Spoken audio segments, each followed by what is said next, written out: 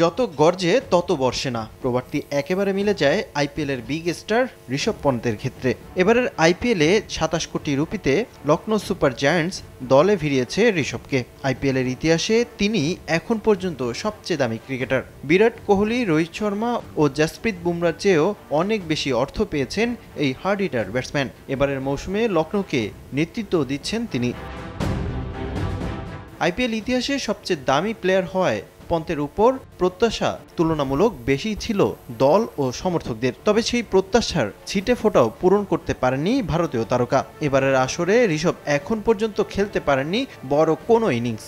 লখনৌর হয়ে ৫ ম্যাচে করেছেন মোট ৪০ রান, সর্বোচ্চ ইনিংস ২১ রানের। তার এমন পারফরমেন্সে শুরু হয়েছে সমালোচনা। অনেকেই মজা করে বলছেন, আইপিএলে এখনো এক ম্যাচে ২৭ রানই করতে পারেননি ২৭ কোটি রুপিতে কেনা এই ক্রিকেটার।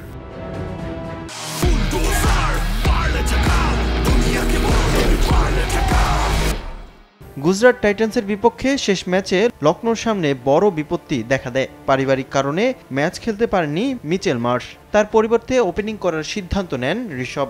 ব্যাটিং অর্ডারে পরিবর্তন আসলেও পন্তের পারফরমেন্সে আসেনি পরিবর্তন। ৬ রানের মাথায় সিরাজের বলে একবার আউট থেকে বেঁচে যান তিনি। জীবন পেয়েও ২১ রানে শেষ হয় লখনৌ অধিনায়কের ইনিংস।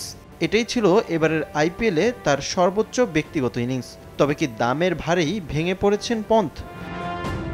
ব্যক্তিগত পারফর্ম না করতে পারলেও দল হিসেবে খুব একটা খারাপ যাচ্ছে না লখনৌ সুপার জায়ান্টসের। ৬ ম্যাচে ৪ জয় নিয়ে টেবিলে ৪-এ আছে ঋষভের দল। ব্যর্থতা কাটিয়ে নিজেদের ঘরের মাঠে জ্বলে উঠবেন ঋষভ, এমনটাই প্রত্যাশা সবার। রিফাতুল ইসলাম মিরন, সময় সংবাদ।